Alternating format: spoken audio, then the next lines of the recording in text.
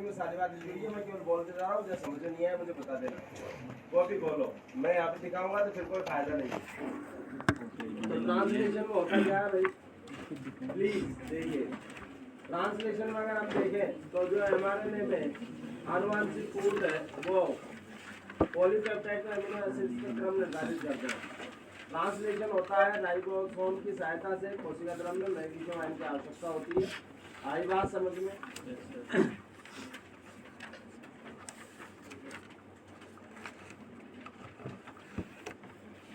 यार पता ही नहीं है, बताओ कहाँ पे है?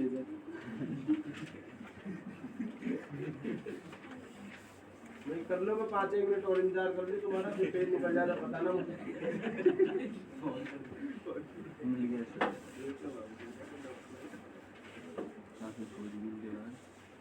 निकल गया क्या? तो सुन लो ध्यान से। ट्रांसलेशन में अगर हम देखें यूकेरियोटिक एमआरएनए में, यूकेरियोटिक एमआरएनए में 5 प्राइम एंड पे होती है नॉन कोडिंग सीक्वेंस, चाहे यूकेरियोटिक हो या प्रोकैरियोटिक हो, लेकिन यूकेरियोटिक की बात कर रहे हैं और प्रोकैरियोट में भी होता है, लेकिन ऐसा हमारे यहाँ एनसीईआरटी में मेंशन नहीं है। तो एमआरएनए में 5 प्राइम एंड की तरफ स्टार्ट कोडन से पहले कुछ नॉन कोडिंग सीक्वेंस होती है, उसको बोलते हैं हम untranslated region, UTR, 5 prime UTR, उसका नाम है लेडर। और 3 प्राइम एंड की तरफ जो होती है उसको बोलते हैं हम स्टॉप कोडन के बाद जो होती है उसको बोलते हैं 3 प्राइम यूटीआर या ट्रेलर सीक्वेंस। बात क्लियर है भाई सबको? अब बात आती है भाई कि जो आपका ये है एमआरएनए, सबसे पहले छोटा राइबोसोम की उपिकाई आके जुड़ती है, फिर बाद में आवेशित टीआरएनए आके जुड़ता है, और फिर बाद में बड़ी उपिकाई आकर जुड़ती है और कंप्लीट राइबोसोम वो कंप्लीट इनिशिएशन सर्किल बनता है।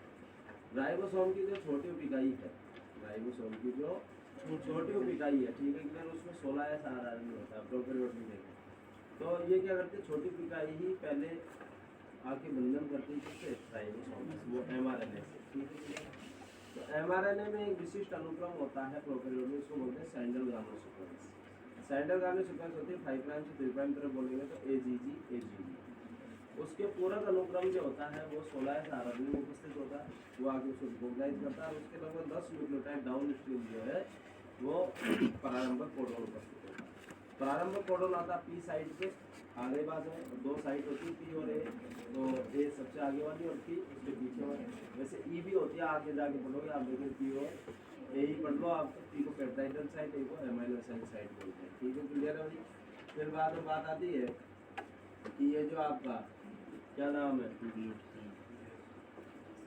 पी साइट है, ठीक है, क्लियर, उसको प्रारंभिक चार्ज टीआरएनए आगे बाइंड करता है, इनिशिएशन फैक्टर 2 की सहायता से और एक जीटीपी का उपयोग होता है, बात क्लियर नहीं सकते। और फिर बाद में राइबोसोम बड़ी उपिकाई आकर जुड़ती है। एनसीईआरटी के हिसाब से पी और ई स्थल जो है वो बड़ी उपिकाई में है, बात क्लियर हुई सबको? एनसीईआरटी के हिसाब से किसमें है, बड़ी उपिकाई में, बात क्लियर है सबको? यस और नो? बाद में सारे निकल जाते हैं। केवल प्रारंभिक आवेशित टीआरएनए ही पी स्तर पर बंधन करता है, बाकी इसके अलावा जितने भी है वो सब ए स्तर पर बंधन करते हैं। इलोंगेशन को क्या कहेंगे, दीर्घीकरण आगे दीर्घीकरण के। फिर बाद में ध्यान सुनो, यूकेरियोटिक एमआरएनए में 5 प्राइम एंड की पहचान होती है, वो 5 प्राइम से लेकर एक विशिष्ट रासायनिक पदार्थ उपस्थित होता है जिसको हम बोलते हैं, यानी विशिष्ट समूह उपस्थित होता है 5 मिथाइल ग्वानाइलेट, जिसको हम कैप के नाम से जानते हैं, क्लियर है? तो उसको जो है छोटी पिकाई का 18 SR है रिकॉग्नाइज करता है, और फिर स्कैन करता हुआ चलता है एक विशिष्ट अनुक्रम के लिए जिसका नाम है कोजेक अनुक्रम, कोजेक ने ढूंढा ACC AUG, और उसी में प्रारंभिक कोडन होता है ACC AUG AUG है नहीं, तो वही पी साइड पर आपका आ गया AUG और ए साइड पर आगे का कोडन पी क्लियर है, ये होती है यूकेरियोट्स की। आगे बात समझ? फिर भी आप एक बात ध्यान रखें, मैं बार बार बोल रहा हूँ कि पी और ए स्थल जो है वो किस स्थल किस ओर से होते हैं, बड़ी उपिकाई। बात क्लियर है? Yes yes. अब नेक्स्ट बात आ रही है कि जो आपका ये है क्या नाम है इलोंगेशन। इलोंगेशन जब भी एक एमिनो एसिड ऐड होता है तो उसमें यानी प्रत्येक पद पे, प्रत्येक पद का मतलब जब एक एमिनो एसिड होगा 3 उपपद होंगे, डीकोडिंग, ट्रांसपेप्टाइडेशन और ट्रांसलोकेशन। डीकोडिंग में क्या होता है, डीकोडिंग में जो ए स्थल पर कौन सा कोडोन है उसके अनुरूपी एंटी कोडोन युक्त आवेशित टीआरएनए आकर ए स्थल को जन्म जाता है। तो बताओ जो ए स्तर पर जो कोडोन था वो एंटी कोडोन ने डिकोड कर दिया नहीं कर दिया, यानी उसके अनुसार जो आवेशित जो टीआरएनए है एंटी कोडोन में वो आगे बंधन कर गया। ये करता है इलोंगेशन फैक्टर टीयू की सहायता से। आगे बात समझो, एक जीटीपी का उपयोग होता है जब जब आवेशित टीआरएनए आके बंधन करेगा एक जीटीपी का उपयोग होगा। ठीक है, आगे बात है। फिर बाद में आती है ट्रांसपेप्टाइडेशन। ट्रांसपेप्टाइडेशन क्रिया जो है वो होती है पेप्टाइडल ट्रांसफरेज की क्रिया के द्वारा। पेप्टाइडल ट्रांसफरेज क्रिया एक राइबोजाइम क्रिया यानी एक आरएनए अणु ये एंजाइमेटिक क्रिया कर सकता है। तो पेप्टाइडल ट्रांसफरेज क्रिया जो राइबोजाइम यानी कौन सा आरएनए अणु पेप्टाइडल ट्रांसफरेज करता है तो बड़ी इकाई के अंदर उपस्थित 50S में 43S आरएनए, 23S आरएनए और 60S में 28S यानी 28S आरएनए जो है वो पेप्टाइडल ट्रांसफरेज क्रिया करता है। पेप्टाइड ट्रांसफरेज क्या करता है, पी स्थल पर जो आवेशित टीआरएनए है उसके एस्टर बॉन्ड को तोड़ता है। ठीक है, और तोड़ के इसको काम पे स्थानांतरित करता है। ए स्थल पर उपस्थित जो टीआरएनए है उसके अमीनो एसिड के साथ पेप्टाइड बंधन द्वारा जोड़ देता है।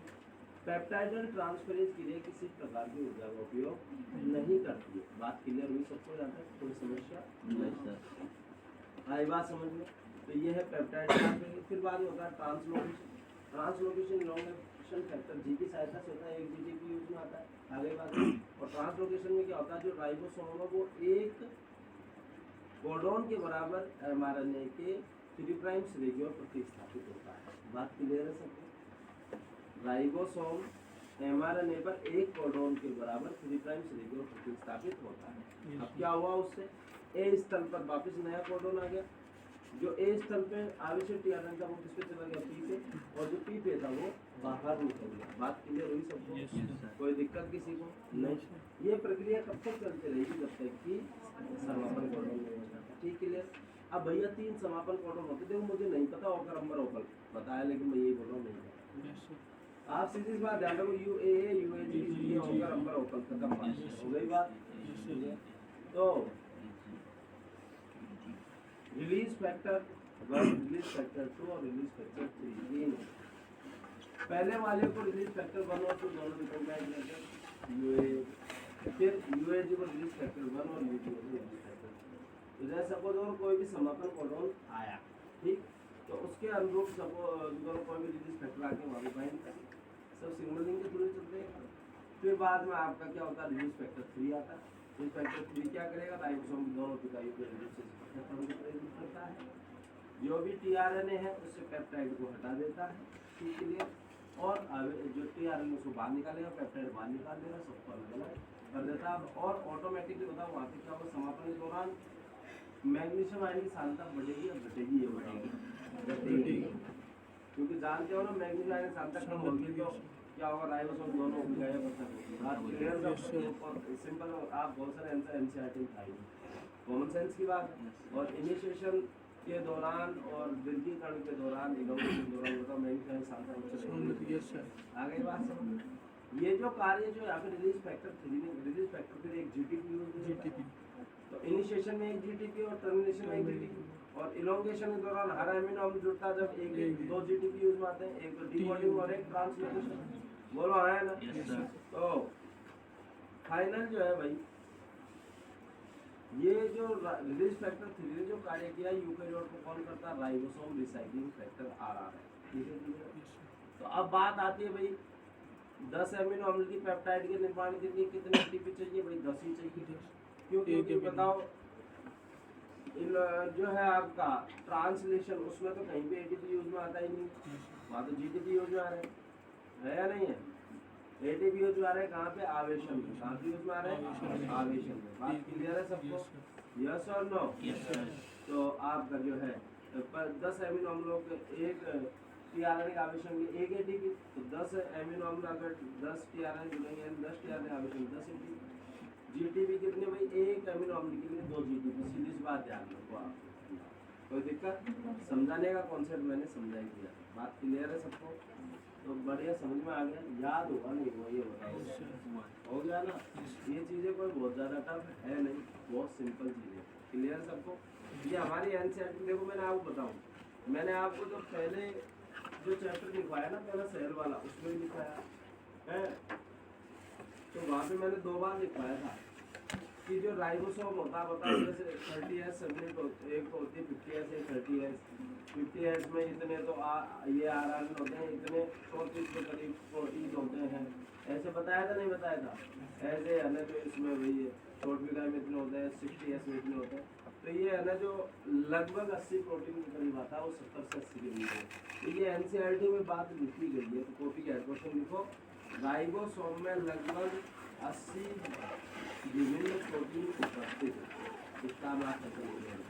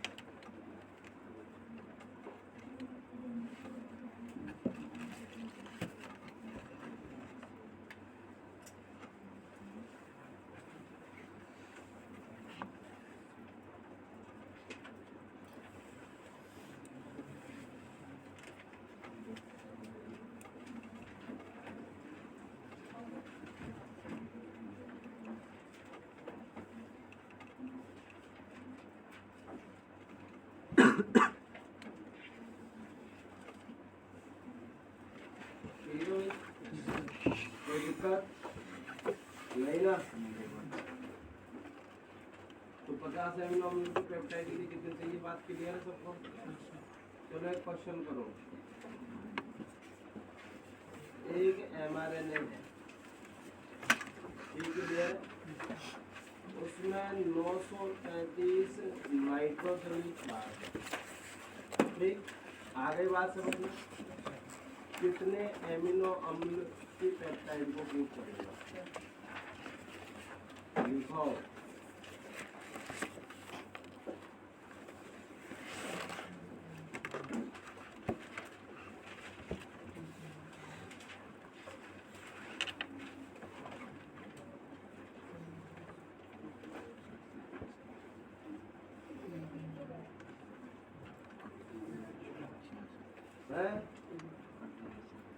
कुछ भी नहीं बोला ना, तुम अपने आप से स्टॉप बोलो,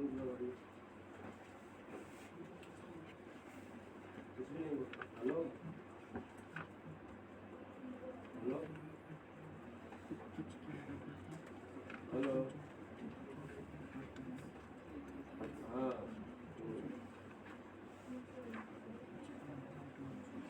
चलो वीडियो भैया भेज दे वीडियो, वो चैनल वाइज आउट हुआ, इस वजह से हुई है समस्या, तो एक बार वीडियो भेज के बात कर लेगा, ठीक है? वो भेजा नहीं है अभी तक उसने, है ना? हाँ भिजवा, 311 कोडोन है नहीं, आ गई बात समझ? क्लियर है? बताओ कितने एमिनो, बताओ, एक कोडोन एक, बताओ 311, और अगर होशियारी की बात में कहूँ, अगर उसमें 310 लिखा हुआ है ना और 311, तो भैया 310 लगाओ, क्यों? क्योंकि एक स्टॉप कोडोन भी तो होता है, ये जानबूझ के अगर वो 310 311 दे रहा तो भैया आप उस पर जाओ, क्योंकि वो ये मान लो अंदर की बात आपकी पहचानना चाहता है, ठीक है? क्योंकि स्टॉप कोडोन भी तो होगा, बोलो आया ना? आगे बात समझ में? तो अगर 311 310, और अगर सब 310 ऑप्शन नहीं है तो अपन बात क्लियर है सबको? आप ध्यान से सुनना, यह है, ठीक, यदि 897 898 899, अरे सुन तो लो, और 900 वहाँ जो है, ये तो हो जाए यू, हो जाए ये, हो जाए ए, और ये ए हो जाए, तो बताओ कितने एमिनो अम्ल की पेप्टाइड को ग्रुप करेगा? उत्परिवर्तन हुआ, और उत्परिवर्तन के पश्चात 800 नंबर का तो है यू, 898 वाला, 899 वाला ए और 900 वाला है ए। बताओ कितने अमीनो की पेप्टाइड कोड करेगा, करो जल्दी।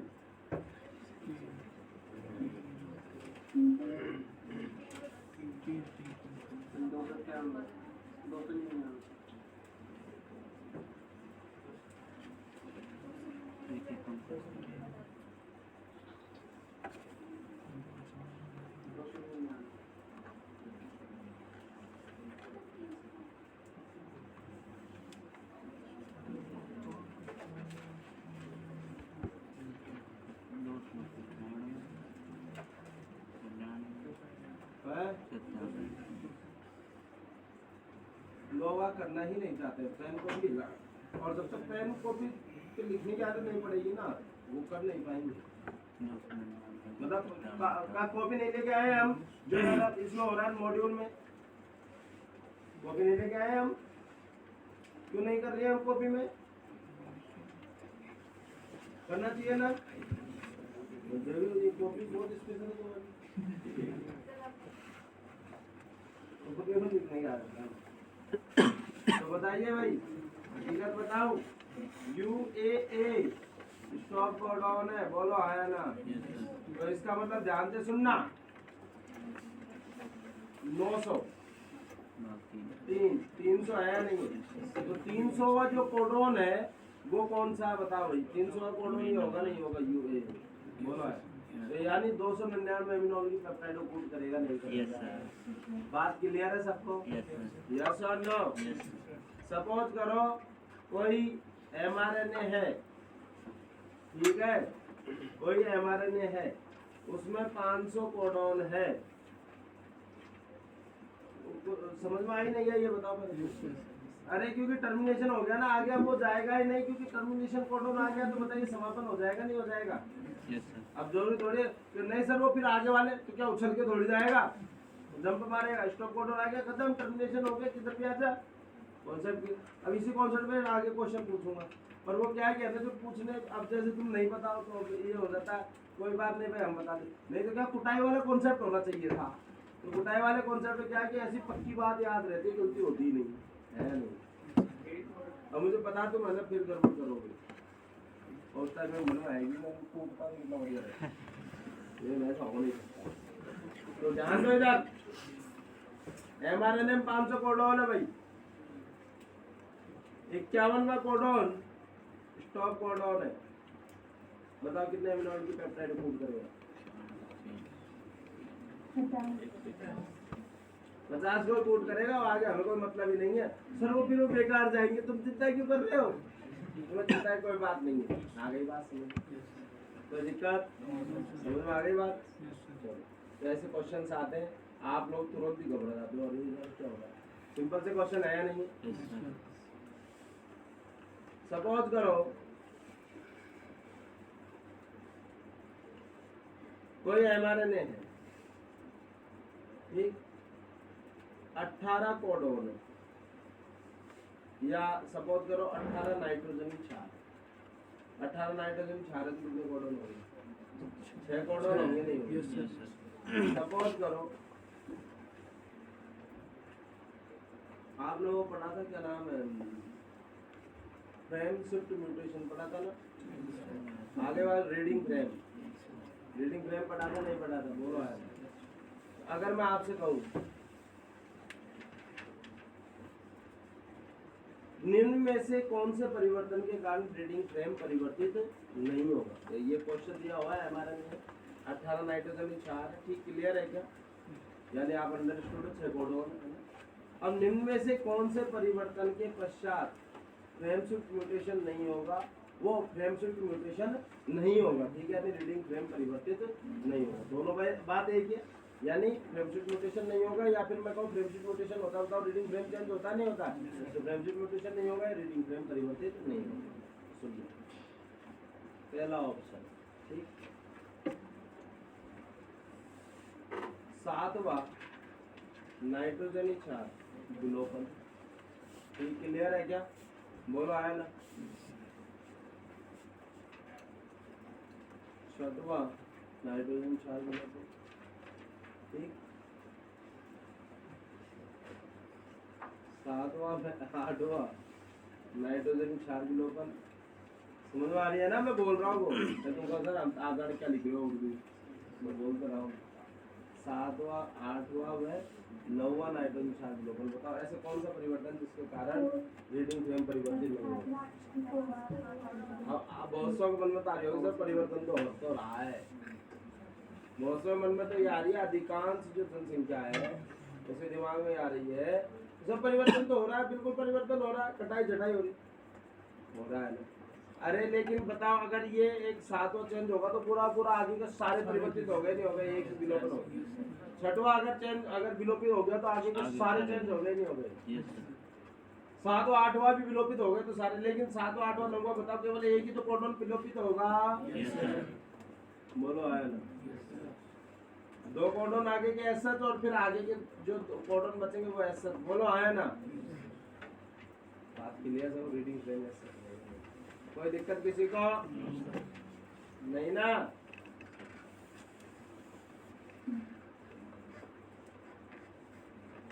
ठीक है जी, कोई समस्या हो तो बोलिए।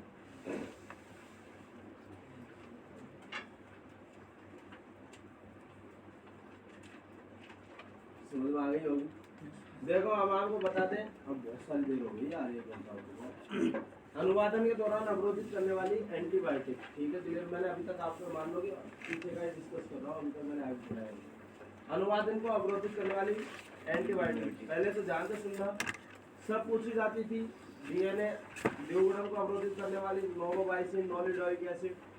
दूसरा अनुलेखन को अवरोधित करने वाली रिफाम्पिसिन वगैरह ये सब पूछ जाती थी, लेकिन अब कुछ भी नहीं पूछ जाता। अब अनुवादन को अवरोधित करने वाली पॉलीपेप्टाइड ये भी धीरे धीरे अब खत्म होता जाएगा, शायद 1-2 साल बाद में हम लिखवाना बंद करेंगे। ठीक, और थोड़ा सा 1-2 साल वेट कर लेते, नहीं तो ये भी कॉन्सेप्ट अब खत्म होता जा रहा है। हाँ, नीट में इतना इम्पोर्टेंट नहीं है, लेकिन दूसरे एग्जाम्स के लिए थोड़ा सा ध्यान रखिएगा। बात क्लियर है सबको? यस और नो? सबसे लास्ट में जो कोई क्वेश्चन पूछे गए थे इसी से पूछ गए थे, इसलिए टॉपिक चल रहा है, क्योंकि हर 3 से 4 साल में पैटर्न चेंज होता है पढ़ाने में। कुछ चीज़ें नहीं ऐड होती है, कुछ चीज़ रिमूव होती है। ठीक है क्लियर है? तो इसलिए खुद भी पढ़ने लायक नोट्स बड़ा समझ में आ जाएगी। अगली पीढ़ी के लिए जुगाड़ होगी है ना, चेंज होता है ना अपने हिसाब से। तो अनुवादन को अवरोधित करने वाली जो एंटीबायोटिक्स है प्रोकैरियोट में कौन कौन से एंटीबायोटिक है, यूकेरियोट में कौन कौन से एंटीबायोटिक अवरोधित करती है, और ऐसी कौन से एंटीबायोटिक है जो अनुवादन को प्रोकैरियोट यूकेरियोट दोनों में ही अवरोधित करती हो, प्रभावित करती हो। बात क्लियर सबको? अब प्रोकैरियोट में भी अगर बात करें तो भाई राइबोसोम में छोटी इकाई बड़ी इकाई है, अनुलेखन कारकों को अवरोधित करने वाली एंटीबायोटिक। ऐसे ही यूकेरियोट में बड़ी इकाई छोटी इकाई अनुलेखन कारकों की बात करते हैं। बात क्लियर सबको? तो देखो ध्यान सुनो, 50 ऐसी इकाई को अवरोधित करने वाली जो है कि क्लोरेम्फेनिकोल और एरिथ्रोमाइसिन। मैं आपको बता दूं जो क्वेश्चन कभी इतिहास में पूछे गए थे वो इन्हीं से पूछे गए थे, इसका तो आज तक ही नहीं पूछा गया। बात क्लियर है सबको? फिर आप हो गया आपने जो लिखवाया तुम्हारे मॉड्यूल में पहले लिखा हुआ है, इसमें मैंने ऐड कर दिया। क्लोरेम्फेनिकोल जो है वो पेप्टाइडल ट्रांसफरेंस की एक्टिविटी को इनहिबिट करता है।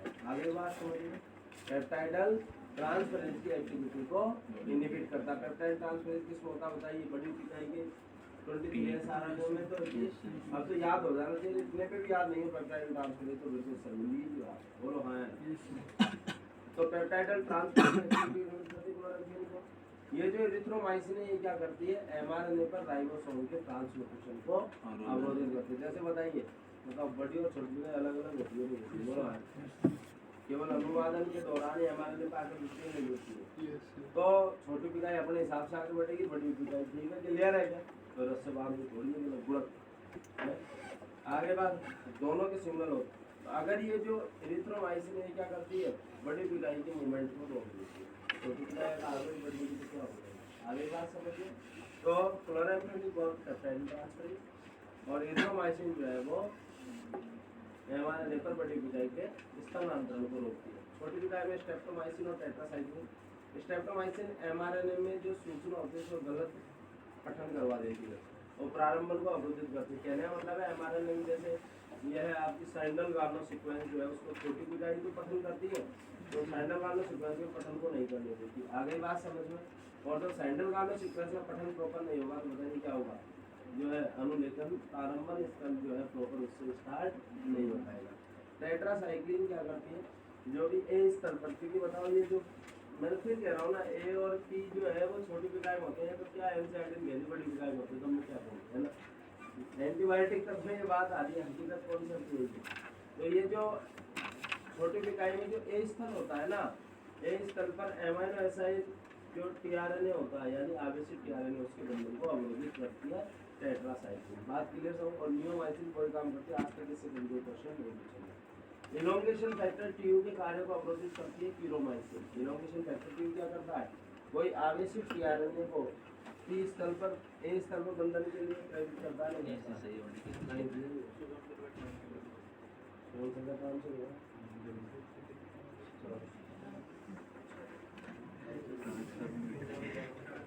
अब ये बात अच्छी है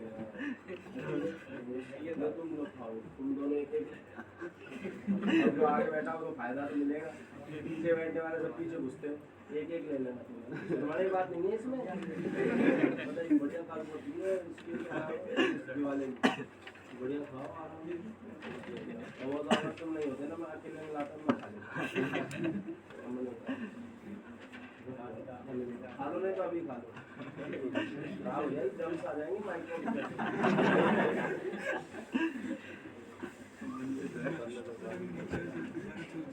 आगे बैठने वालों को फायदा मिलता ही है।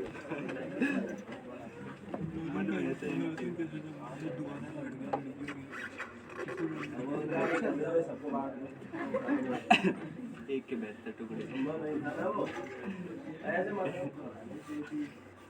तो क्यूरोमाइसिन इलोंगेशन फैक्टर टीयू का अवरोधन करता है, बात क्लियर है सबको, आगे बात समझिए।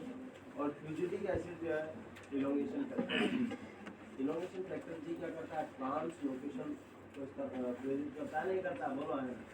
तो ये इलोंगेशन फैक्टर जी की क्रिया को अवरोधित करता है, बात क्लियर सबको।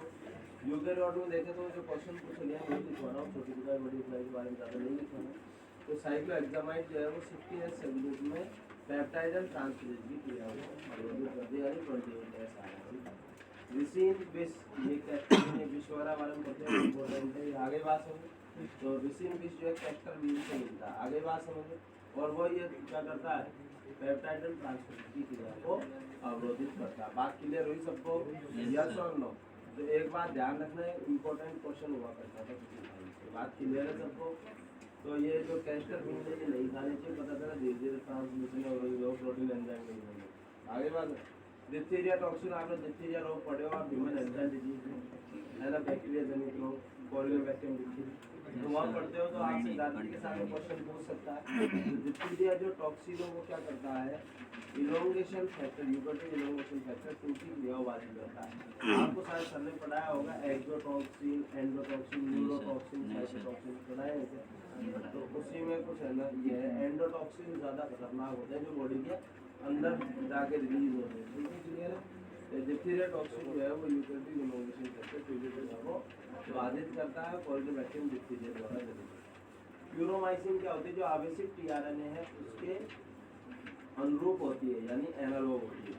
तो सपोज करो कहीं कोई हमें अनुवादन रोकना, तो हम क्या करेंगे, क्यूरोमाइसिन हमने इंजेक्ट कर दी, इसकी सांद्रता बढ़ गई नहीं बढ़ गई, बोलो आया नहीं, बढ़ गई ना सांद्रता। अब सांद्रता बढ़ गई, सपोज करो कोई ना कोई किसी अब आप पूछोगे सर कौन से एमिनो अम्ल वाले ज़्यादा परेशान हो सकती, तो ये क्यूरोमाइसिन क्या करती है, किसी जो पर्टिकुलर जो है प्रतिकोडन युक्त टीआरएनए से क्या होती है, संरूप होती है, ठीक। अब सपोज कर दो इसकी सांद्रता ज़्यादा होगी, तो जल्दी से बताइए राइबोसोम, वो जो अनुवादन मशीन है वो क्या कर सकती है, क्यूरोमाइसिन को पिक करके लगा सकती है, नहीं लगा सकती। जबकि कोई वो प्रतिकोडन वाले युक्त कोडन आया, बोलो आया ना, जो भी प्रतिकोडन जिस कोडन रीड करेगा वो कोडन जैसे आया इस तरह बाइंड कर, बाइंड कर दिए तो चलो वहाँ तक भी सही, लेकिन पता है क्या होता है, जैसे आवेशित टीआरएनए में बताइए एमिनो एसिड जो है टीआरएनए से एस्ट्रोजन के साथ जुड़ा होता है, नहीं जुड़ा होता है, बोलो आया ना। यहाँ पे क्या होता है, ये एमाइड बॉन्ड से जुड़ा होता है क्यूरोमाइसिन से, ठीक क्लियर है। तो अब बताओ पेप्टाइड ट्रांसफरेज जो बॉन्ड तोड़ सकता है वो एस्टर बॉन्ड भी तोड़ सकता है, एमाइड बॉन्ड नहीं तोड़, क्योंकि विशिष्ट होते हैं वही रसायन के। आगे बात हो, तो ये जो पेप्टाइडल ट्रांसफरेज बॉन्ड को तोड़ नहीं पाता तो बताइए आगे की प्रक्रिया सारी आगे होती तो हो जाती है। बात क्लियर है सबको? कोई समस्या नहीं ना? बोलो हाँ।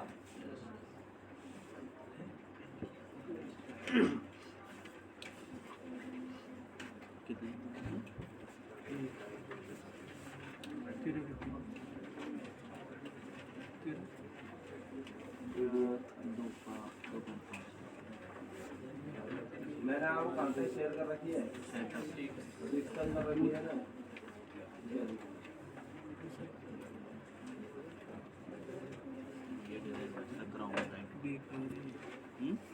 बहुत बढ़िया।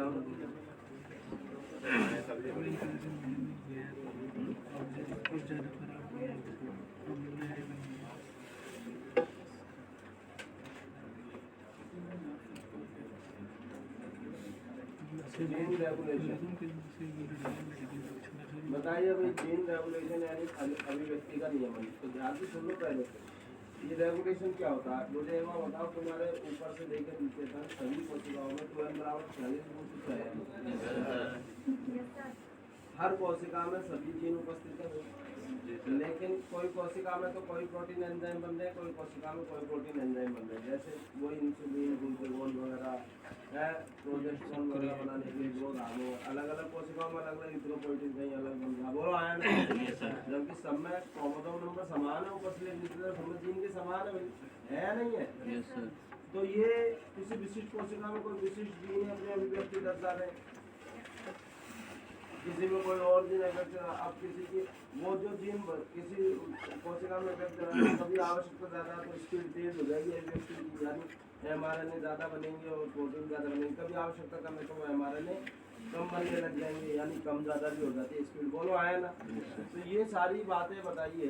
ये सब जो हो रहा है ये एक तरीके से नियमन हो रहा नहीं हो रहा है। ऐसा तो है नहीं कि भाई खुद अपने हिसाब से चले जा रही है गाड़ी। आ गई बात समझ? कोई दिक्कत किसी को? तो बताइए भाई। ये जो कोई जीन कहाँ एक्सप्रेस होना है, कोई जीन कहाँ एक्सप्रेस होता है, तो ये सब बताइए नियमन के द्वारा ही संभव है नहीं। पहला पॉइंट। बात क्लियर है सबको? नियमन के द्वारा ही होता होगा। दूसरा होता है बचपन में हमारे कोई और जीन, जैसे हम भ्रूणी अवस्था में तो कोई और जीनों ने अपना भाई अलग अलग एंजाइम प्रोटीन की आवश्यकता होती है ना जीवन की अलग अलग अवस्थाओं में। तो उस टाइम कोई अलग जीन अपने इफेक्ट दर्शा करेंगे, जबकि जीन तो सारे सबसे सब उपस्थित है शुरू से।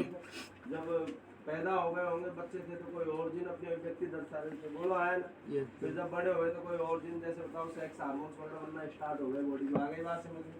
पहले बचपन में दूध पीते थे तो रेनिन बनता था। आ गई बात में? तो कोई अलग अलग अवस्थाओं में बताइए जब बुढ़ापा आएगा तो कोई और जीन अपनी अभिव्यक्ति दर्शाएंगे। ठीक क्लियर है? कुछ जीनों का जो कार्य है वो बंद हो जाएगा। तो ये सब बताइए अलग अलग सेट ऑफ जीन एक्सप्रेस होने जीवन के अलग अलग अवस्थाओं में। दूसरा हमारे शरीर में अभी ही वर्तमान में बताओ अलग अलग ऊतकों अंगों की कोशिकाओं में अलग अलग प्रोटीन एंजाइम बनते हैं नहीं बनते आवश्यकता के अनुरूप। बोलो आया ना? कोई अब जैसे इंसुलिन की डिमांड ज़्यादा बताओ, इंसुलिन का जीन का इफेक्ट ज़्यादा हो जाएगी है। अब उसकी कम है तो बताए, अब जैसे कम आवश्यकता बताओ कम हो जाएगा mRNA बनना। ग्लूकागोन की ज़्यादा तो ग्लूकागोन का ज़्यादा बढ़ जाएगा mRNA बनना। तो ये सब बताइए जो कौन जीन एक्सप्रेस हो रहा है कौन नहीं होगा किसी कोशिका में, वो सब नियमन द्वारा ही संभव है नहीं। किसी के उत्पाद की ज़्यादा जरूरत है तो स्पीड अभिव्यक्ति की ज़्यादा बढ़ जाएगी, यानी हमारे निर्माण की ज़्यादा हो जाएगी। कम है तो कम हो जाए। ये सब नियमन द्वारा ही संभव है। बात क्लियर सबको? अब मैं ज़्यादा घुमाऊंगा नहीं, देखो डिटेल में आपके दिया हुआ ओपेरॉन मॉडल के द्वारा। आगे बात समझ में? बहुत सिंपल कॉन्सेप्ट है, बहुत ज़्यादा टफ नहीं है, अत्यंत सिंपल कॉन्सेप्ट। आगे बात समझ में? तो आप ध्यान से सुनिएगा भाई। एक्चुअली क्या है,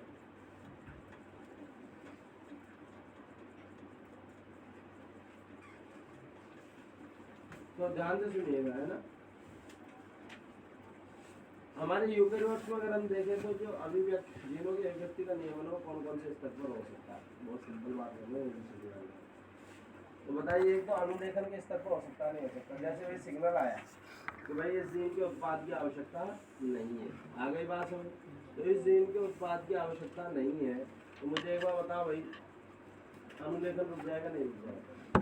सपोज करो अनुलेखन हो चुका और फिर बाद में सिग्नल आया तो बताओ भाई प्रोसेसिंग के स्तर पर मामला रुक जाएगा नहीं रुक जाएगा? बोलो आया ना? तो भाई है ना, अभी जरूरत नहीं है तो प्रोसेसिंग मतलब, क्योंकि बिना प्रोसेसिंग के तो आगे उपयोग में आ ही नहीं सकता अनुवादन में। आगे बात, चलो प्रोसेसिंग भी हो गई, कह रहे हैं अभी है ना जो इसको ट्रांसपोर्ट मत करो कोशिका धर्म में, क्योंकि अनुवादन तो कोशिका धर्म में होना है ना, तो ये ट्रांसपोर्ट तो बताइए भाई, केंद्र से कोशिका धर्म स्थानांतरण के दौरान नियमन हो सकता है। और चलो अब स्थानांतरित होकर आ भी गया कोई mRNA परिपक्व हो गए, संसाधित हो गए, तो बताओ अब क्या किया जाएगा कि भैया अनुलेखन वो अनुवादन मत करो। बताओ अलग अलग 4 स्तर है या नहीं है?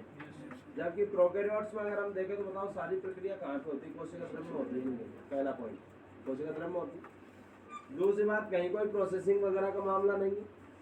जब यूकैरियोट में तो भाई अनुलेखन तो हो रहा था, केंद्रक में अनुवादन होता है, कोशिका द्रव्य में वहाँ पे कुछ कोशिका द्रव्य में होना, और ना कोई कैप ऐप लगनी है, ना कोई प्रोसेसिंग होनी, संसाधन होना। बात तो मुख्यतः मैं नहीं बोल रहा हूँ केवल, मैं बोल रहा हूँ मुख्यतः बताओ प्रोकैरियोट में जो जीनों की अभिव्यक्ति का नियमन होता है वो कौन से स्तर पर होता है? अनुलेखन के स्तर पर होना चाहिए। बोलो आया? ठीक है, अनुलेखन के स्तर पे होगा ना कि भाई mRNA को या तो बनना रोक दो, आगे बात समझो, अगर रोकना है उसको अभिव्यक्ति, और अगर बढ़ानी है तो mRNA का निर्माण चालू कर दो, बस यही है। क्योंकि पीछे से जैसे जैसे हमारा मतलब राइबोसोम लोड हो जाते हैं, तुरंत प्रोटीन भी बनने लग जाते हैं, बनने लग जाते हैं, युग्मित होता है नहीं होता है, अनुलेखन अनुवादन। बोलो आया ना? बात क्लियर हुई सबको? यस और नो? तो देखिएगा भाई,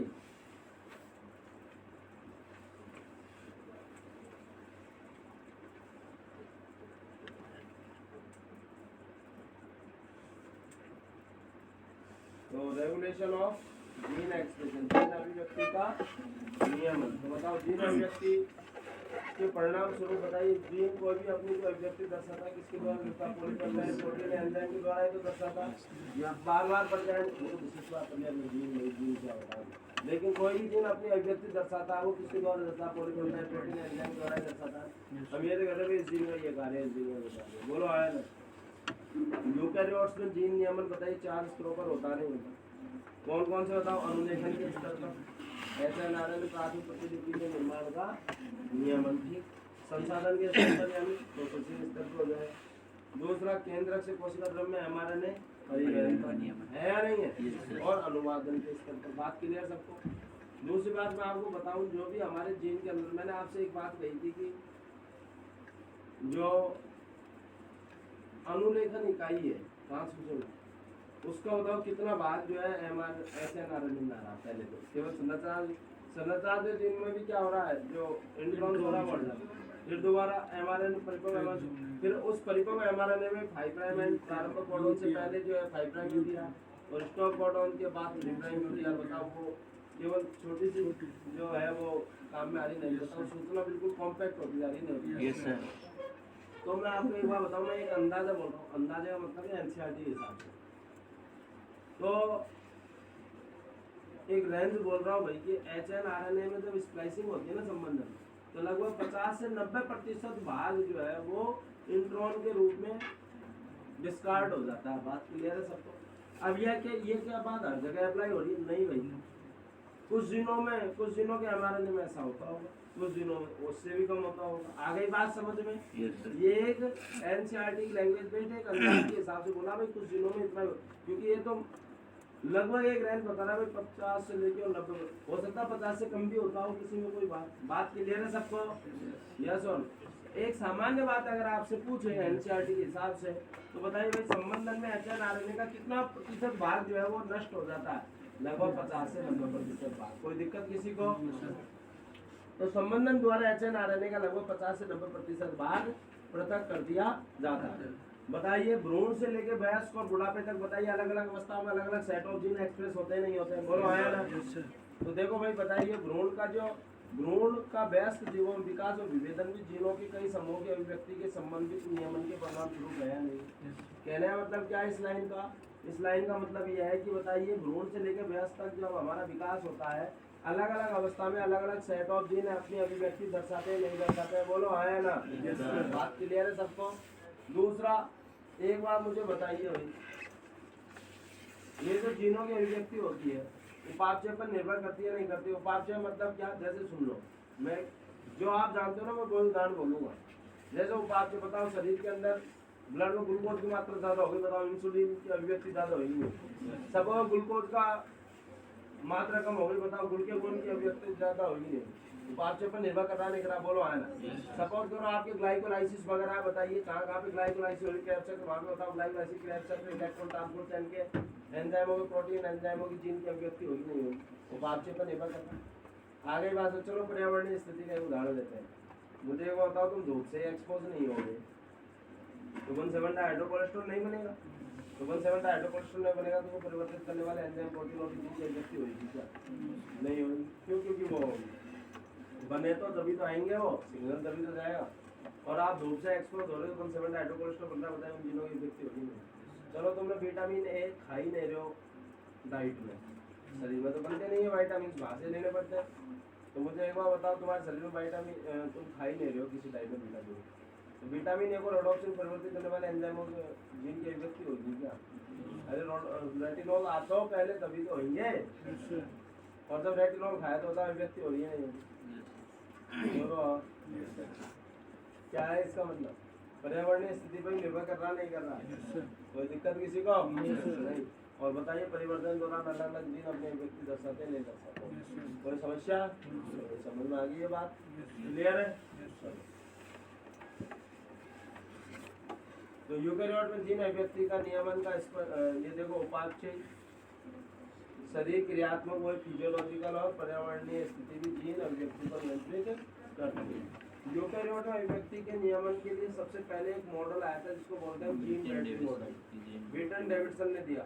हकीकत ये है कि इस मॉडल की आज कोई वैल्यू नहीं है, अप्लाई नहीं होता, लेकिन तुम्हारे लिए बहुत वैल्यू है क्योंकि तुम्हारे से क्वेश्चन पूछा जाता है। तो इसलिए ध्यान रखना भाई, यूकेरियोट में जीन अभिव्यक्ति के नियमन से संबंधित बताइए कौन सा मॉडल है? Gene battery model. दूसरा जीन बैटरी मॉडल किसने दिया? बीटन और डेविडसन। बात क्लियर है सबको? यस और नो? आगे बात समझ में? कोई समस्या? इस मॉडल के अनुसार अब आपको मॉडल लिखिए, इसमें बोल दे रहा हूँ 5 प्रकार के अनुक्रम होते हैं क्योंकि इम्पोर्टेंट है ये जो ये लाइन है ना, क्योंकि एनसीईआरटी में पहले आपको ये तो इसलिए लिखवाए मैं बताऊँ यूकेरियोट जीन अभिव्यक्ति को नियमन जो भी गर्दन घात लगाते हैं वो गर्दन घात, और आप गर्दन घात लगाने का परिणाम आप भुगत रहे हो ना। जिनने भी गर्दन घात लगा रखा है ना उनने गर्दन के हाथ लगाने का परिणाम भुगत रहे, जबकि आपसे मैंने खूब कह रखा है आप तो आदत सुधर है।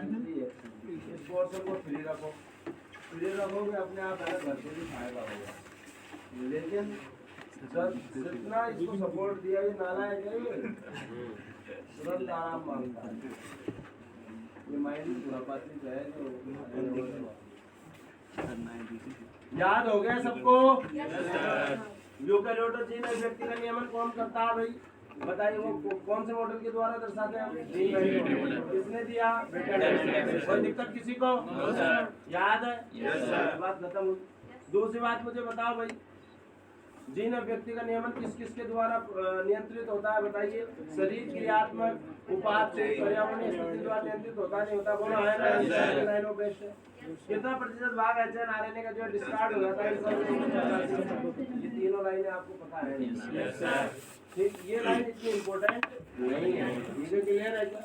तो इस मॉडल के अनुसार 5 जबकि वास्तव में 6 प्रकार के, ठीक है तुम अभी देख लेना। 5 प्रकार के जीनों की उपस्थिति जो है नियमन में सम्मिलित होती है। देखो कौन कौन सा? उत्पादक बोलते हैं प्रोड्यूसर जीन, यानी जिससे आपका mRNA बनेगा, ठीक है कि नहीं? ग्राही, ये एक्चुअली अनुक्रम होता है पर जीन बोलते हैं, ठीक है?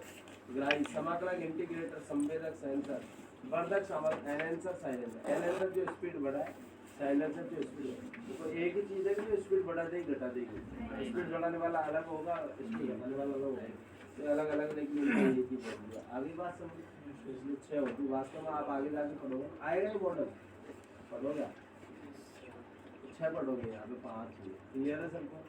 अब यार तुम्हें कहाँ बात याद रहेगी, तुम काम की बात तो याद रखते नहीं, ये बात वहाँ याद रखेंगे सही है। कोई दिक्कत? मैं आपको प्रोकैरियोट्स का जीन रेगुलेशन, भाई अगर ऑनलाइन आवाज़ नहीं है ना मुझे बोल देना है ना, ठीक है? मैं आपको बता दूं भाई ध्यान से सुनो। प्रोकैरियोट्स में जो जीन रेगुलेशन का बिना पढ़े याद करेंगे कॉपी किताब कर लिखो तो और क्या कोई बात आएगी नहीं ये मेरी बात है क्योंकि मैं आज क्वेश्चन में क्यों क्वेश्चन में लगातार 2 क्लास आज चैप्टर हो जाएगा आप इसको ध्यान से सुनो वैसे ऑलरेडी क्वेश्चन में पढ़ा गया है प्रोकैरियोट में जो जीन अभिव्यक्ति का नियमन होता है ना वो केवल अनुलेखन के स्तर पर होता है। ऑनलाइन आवाज आ रही है भाई सबको? कोई बात नहीं सुनो अब ध्यान से सुनो। प्रोकैरियोट्स में जो जीन अभिव्यक्ति का नियमन होता है केवल अनुलेखन के स्तर पर होता है, होता नहीं। Yes sir. अच्छा भाई अब पहले तो हम बात कर लेते हैं जो नियमन करेगा नियामक प्रोटीन यानी रेगुलेटरी प्रोटीन। रेगुलेशन मतलब क्या समझते हो? स्पीड को घटाना बढ़ाना। ये पहले आपको रेस्पिरेशन की बात बताएं। तो रेगुलेटर पॉजिटिव रेगुलेटर भी हो सकता है और नेगेटिव रेगुलेटर भी हो सकता है। बात क्लियर है सबको? और पॉजिटिव रेगुलेटर को तो कहेंगे हम एक्टिवेटर और नेगेटिव रेगुलेटर को कहेंगे हम इनहिबिटर या रेगुलेशन। ठीक है क्लियर है बात खत्म हुई? अब मुझे एक बार बताओ क्या एक ही प्रोटीन दोनों कार्य कर सकता है क्या? पहले तो एक्टिवेटर अलग कार्य करेगा, इनहिबिटर जो अलग कार्य करेगा तो इनके जीन भी अलग अलग होंगे नहीं होंगे? बात क्लियर हुई सबको? जीन भी इनके अलग अलग होंगे। ये बात भी खत्म हो गई भाई हमारी आ गई बात समझ लो। अब काम की बात दूसरी आती है तो रेगुलेटर कोई एक ही जीन नहीं है। रेगुलेटर एक्टिवेटर वाले जीन को रेगुलेटर जीन कह रहे हैं और इनहिबिटर वाले को भी। अब आप एक बात यहाँ पे पकड़ लो कि एनसीईआरटी में रेगुलेटर जीन का मतलब रिप्रेसर वाला जीन बताएगा। ये बात क्लियर हुई सबको?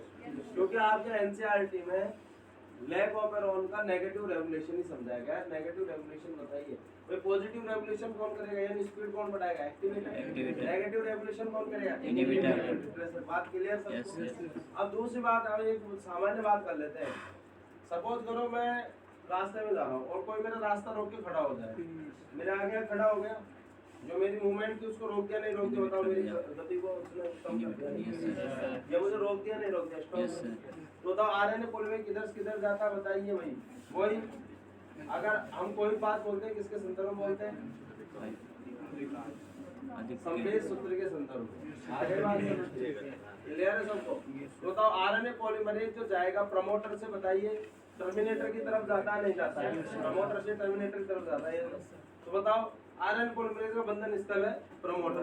तुम एक बार बताओ मुझे इनहिबिटर या तो प्रमोटर में बाइंड हो जाए उसको रोक दे बांधने नहीं दूंगा तेरे को यहाँ पे, और या फिर प्रमोटर के आगे एक और होता है जिसको बोलते हैं हम ऑपरेटर समाप्त जो भी है मुझे नहीं पता ऑपरेटर। ठीक है क्लियर है? ऑपरेटर के बाद होता है संरचनात्मक जीन।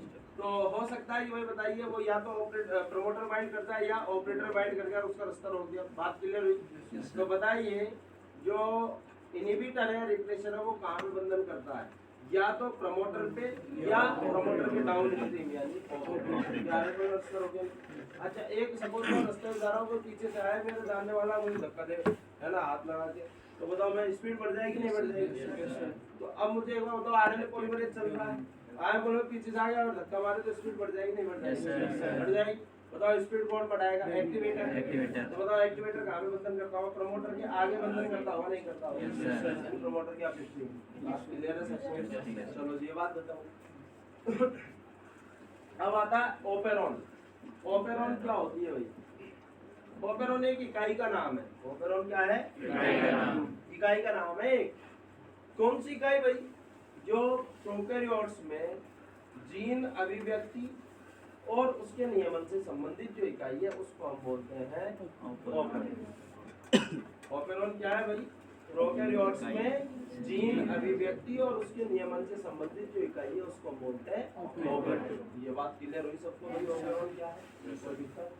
तो सबसे पहले जो अध्ययन किया था ओपेरॉन का वो जैकब और मोनार्ड ने किया था। एक्सपेरिमेंट में शॉर्ट फॉर्म बोल रहा हूँ पजामो एक्सपेरिमेंट।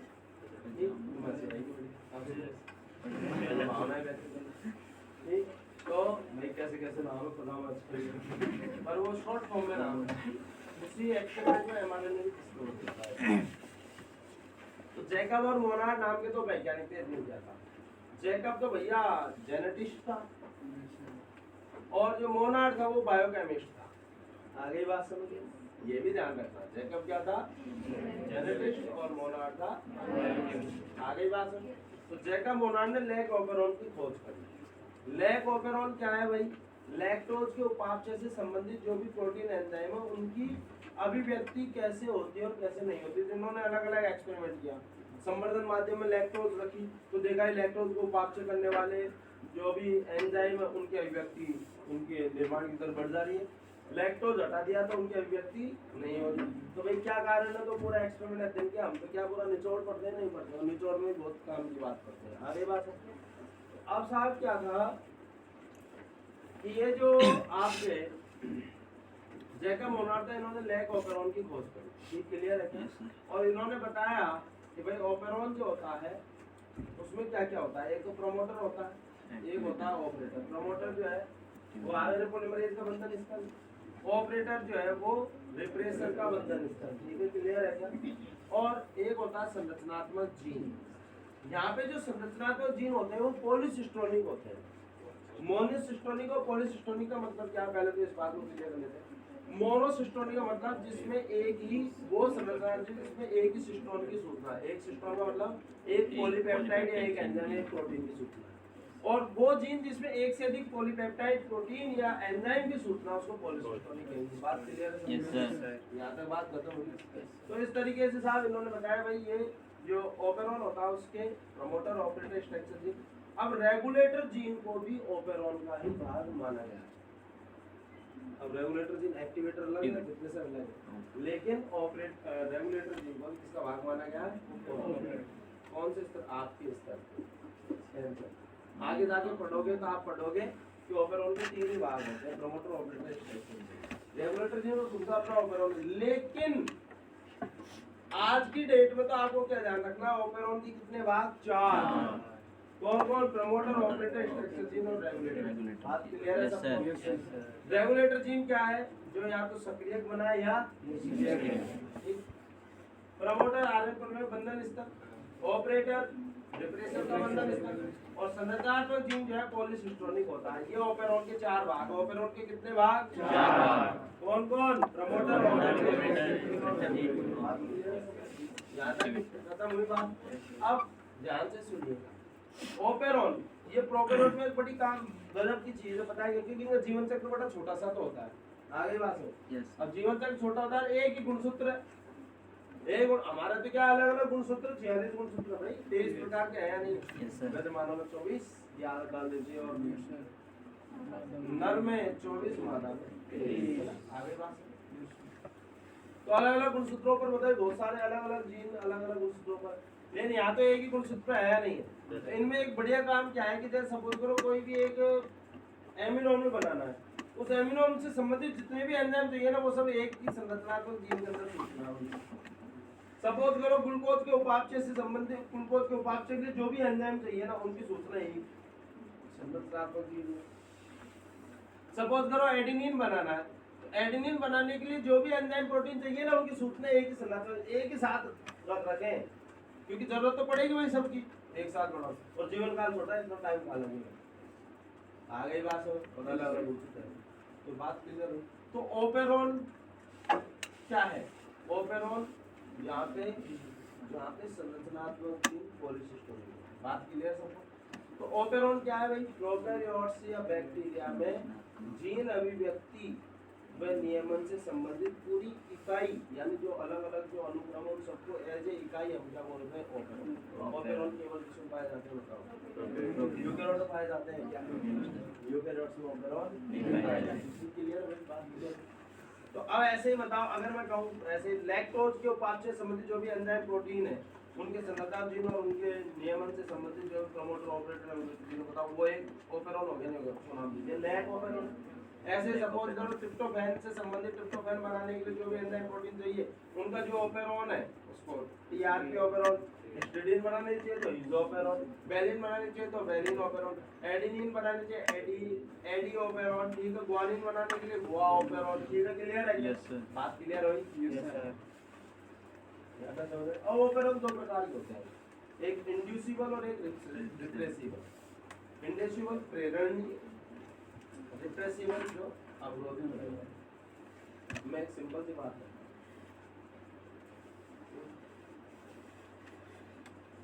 दो है मामले, एक तो तुम्हारा दुश्मन आए, बताओ तुम क्या होगे, दुखी होगे, और तुम्हारा दोस्त आया तुम खुश होगे, ठीक।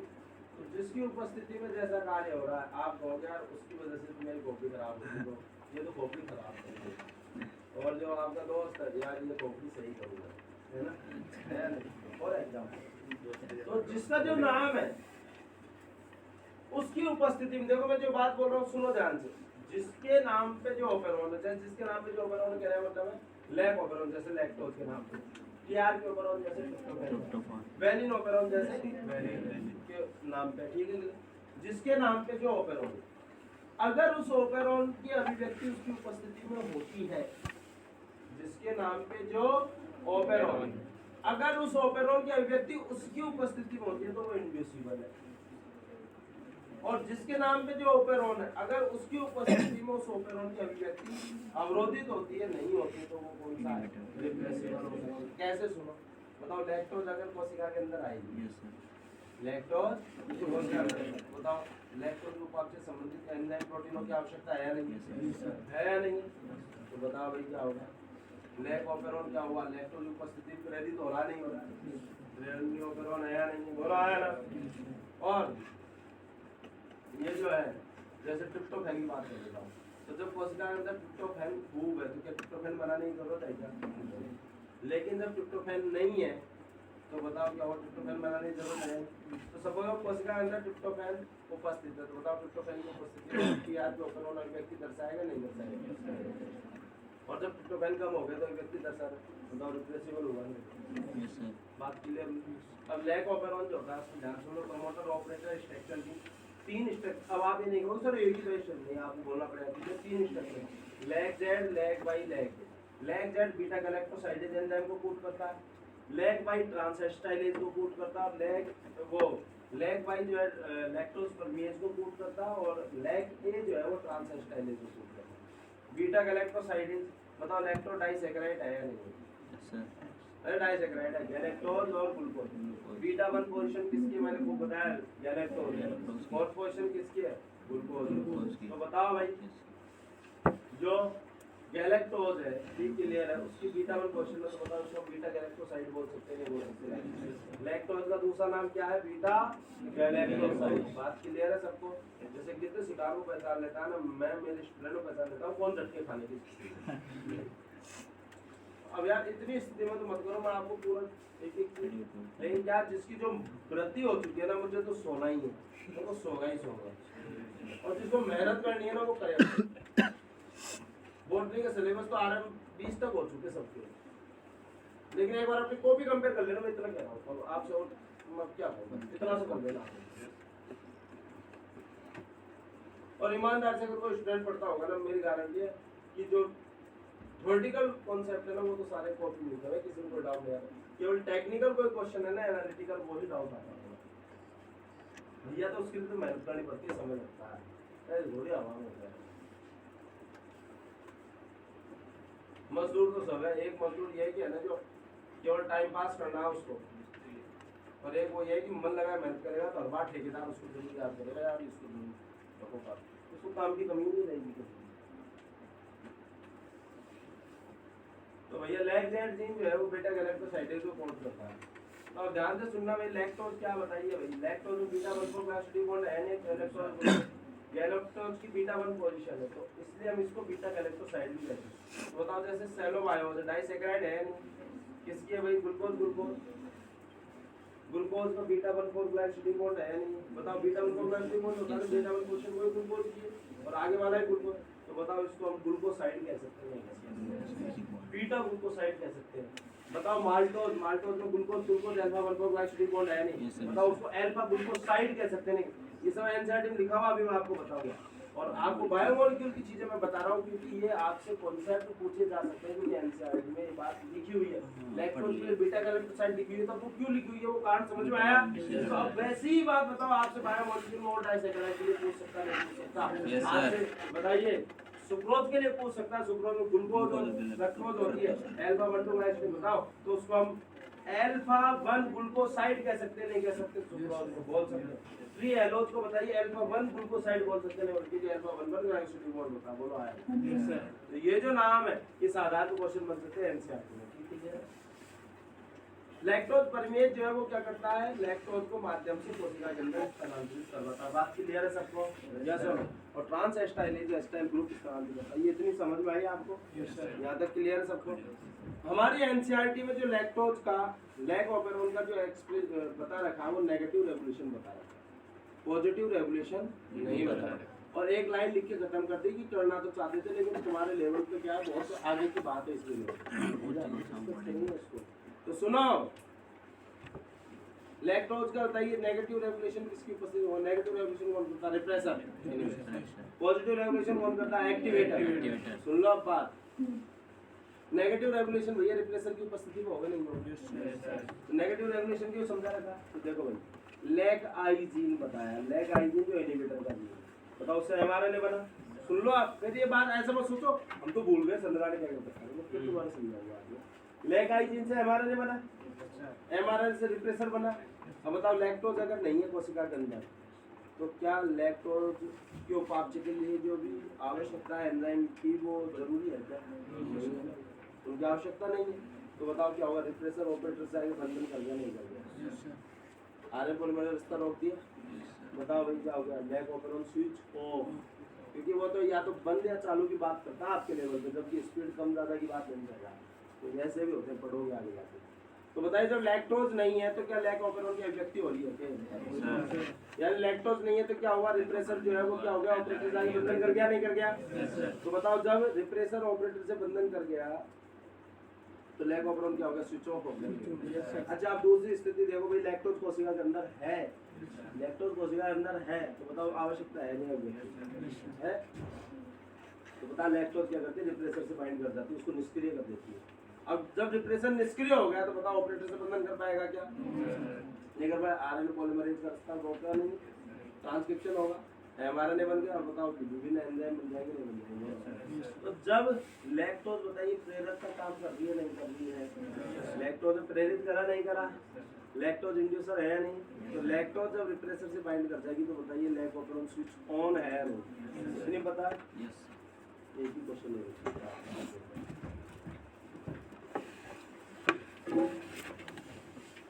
जबकि मत आएगा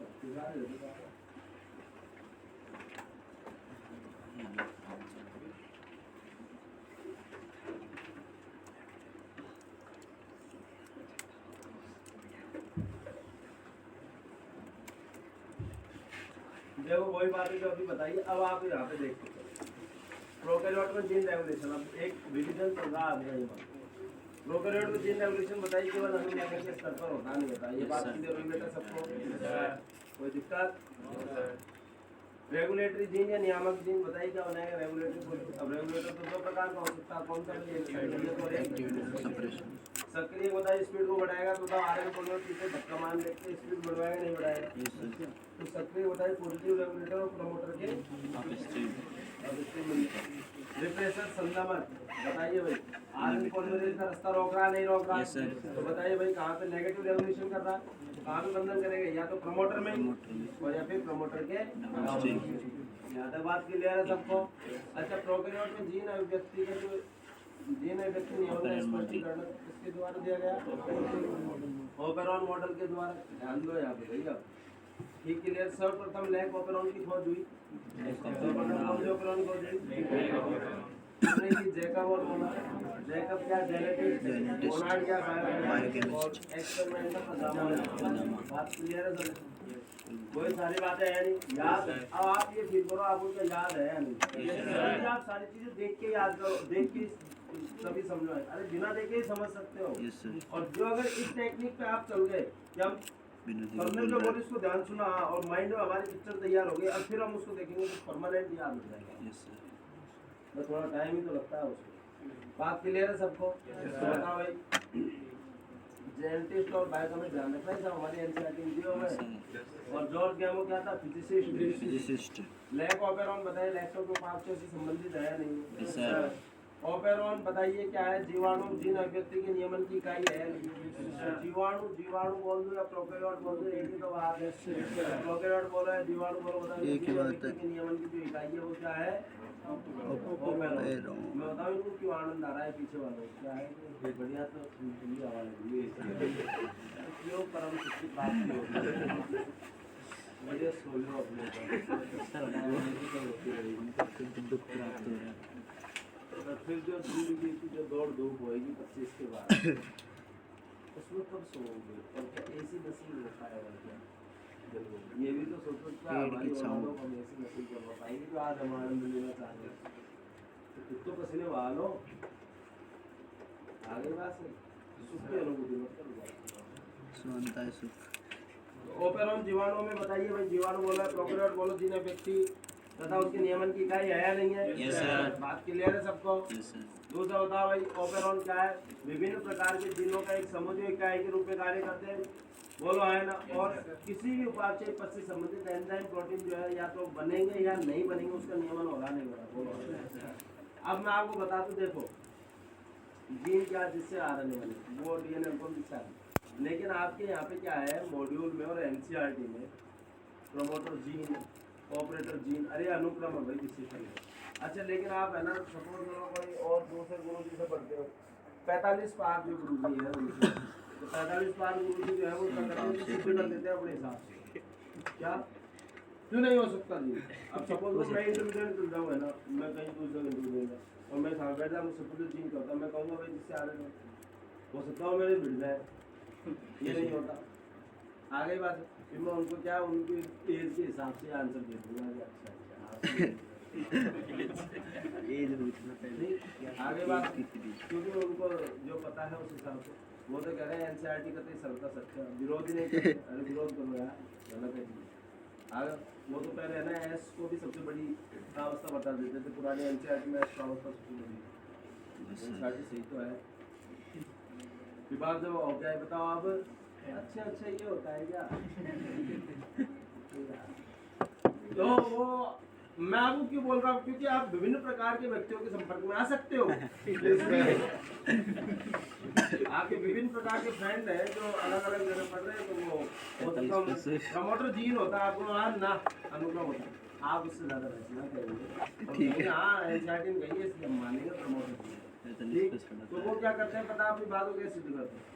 वो अनुक्रम जो विशिष्ट कार्य करे वो जीन है। वैज्ञानिक ने भाई जीन से संबंधित जो बुक है फाइनल वॉल्यूम जो है इंटरनेशनल बुक, वो जीन 9 है।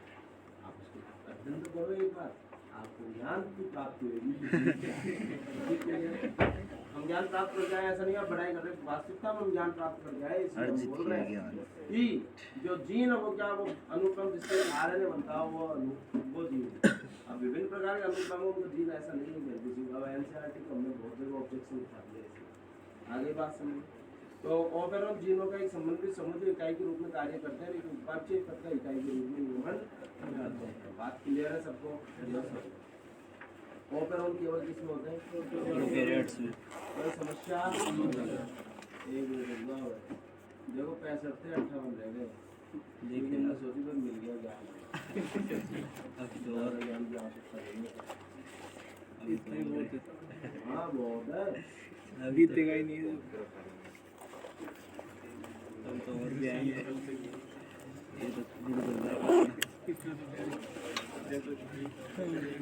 तो ऐसे ही टेलीकास्ट चलेगा। 3 मिनट चल रहा है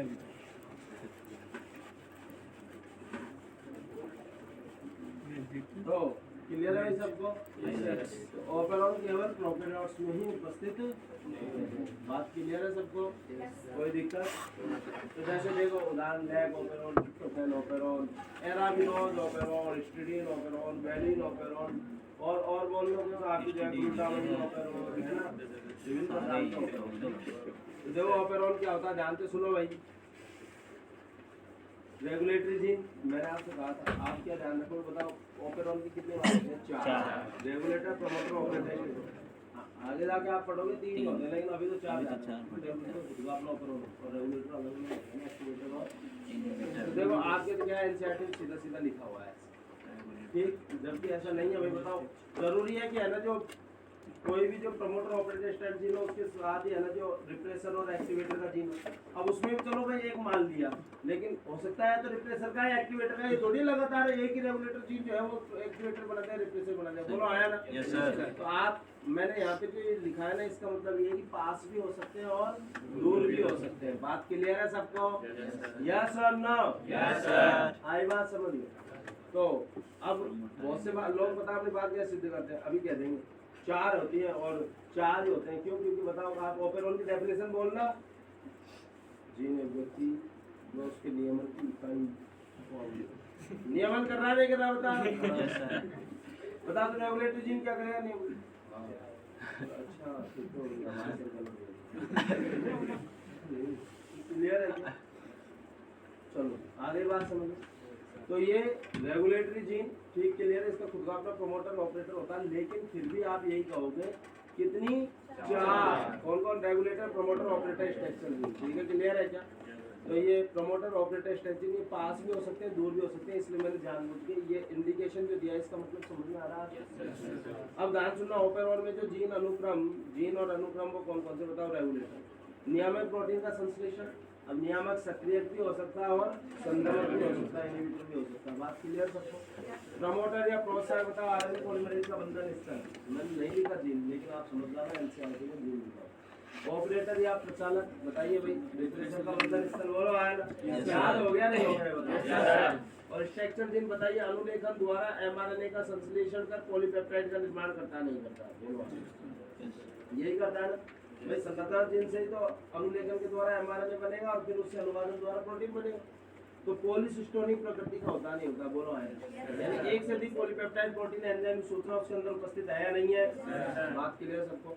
ओपेरोन 2 प्रकार के होते हैं, इंड्यूसिबल और रिप्रेसिव, प्रेरणीय और संदमनकारी। जिसके जो नाम है उसकी उपस्थिति में अगर अभिव्यक्ति दर्शाता प्रेरक और अगर जो नहीं दर्शाता वो रिप्रेसिव। तो इंड्यूसिबल बताओ, इंड्यूसर प्रेरक की उपस्थिति में अभिव्यक्ति बताओ। लैक ओपेरोन लैक्टोज की उपस्थिति में व्यक्ति दर्शाता नहीं दर्शाता? और एंजाइम प्रोटीन बनेंगे वो क्या करेंगे? लैक्टोज का तोड़-फोड़ मचाएंगे नहीं मचाएंगे? बताओ कैटाबॉलिक प्रक्रिया संबंधित होते नहीं होते?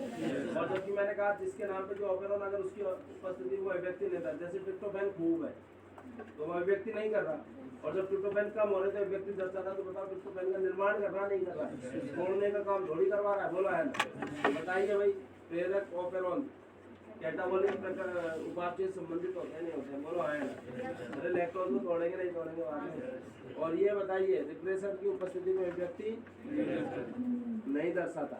ट्रिप्टोफैन ओपेरोन, ट्रिप्टोफैन जो है वो खुद को रिप्रेसर का काम करता है। अभी आप थोड़ा सा परेशान हो जाओगे कि यार ये क्या है, लेकिन मैं आपको अभी थोड़ी देर में आएगा, ठीक। तो ट्रिप्टोफैन या कोई भी अमीनो अम्ल जो है जिसका जो ओपेरोन है वो अगर उपस्थित है तो वो क्या करता है? सहसंदमक का कार्य करता है, उसको संदमक को क्या करता है? एक्टिव बनाया जाता है। बात क्लियर? अभी मैं बताऊंगा आपको। क्लियर? तो सहसंदमक की उपस्थिति में अपना अभिव्यक्ति नहीं दर्शाता। बात क्लियर है सबको? एनाबॉलिक प्रक्रिया संबंधित है नहीं, टीआरपी ओपेरोन। बात क्लियर सबको? अब आती है लैक ओपेरोन। Yes sir. तो ध्यान से सुनो भाई, लैक ओपेरोन बताइए इंड्यूसिबल ओपेरोन है या नहीं? पहले तो बताओ इंड्यूसर कौन है भाई? लैक्टोज या एनोलैक्टोज?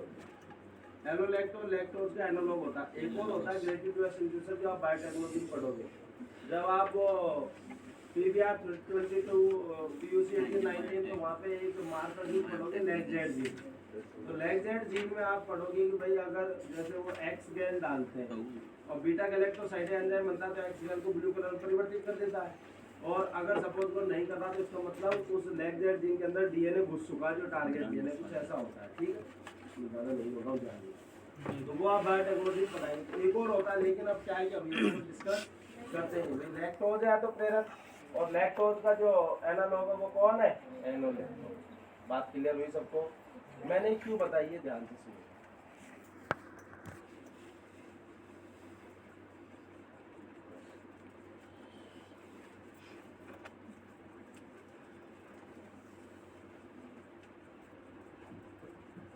है ना? देखो रेगुलेटरी जीन की बात क्या हो रही थी, बताइए वो क्या कर रहा है? रेगुलेटरी आई जीन की बात कर रहा नहीं कर रहा? बोलो हाँ। ये नहीं लिखा, ठीक है। दूसरा देखो बीटा गैलेक्टोसाइड बीटा गैलेक्टोसाइड और बताओ लैक्टोज, अरे प्लीज यार देखिए लैक्टोज को बीटा गैलेक्टोसाइड बोलते हैं नहीं बोलते, बोलो आएगा, लिखा हुआ है क्या? Yes sir. दूसरा देखो यहाँ पे सतत लिखा हुआ नहीं लिखा हुआ, पहले देख लो आप, तो ऐसा नहीं होना, पास में सुना पहले सुनते जाओ आप।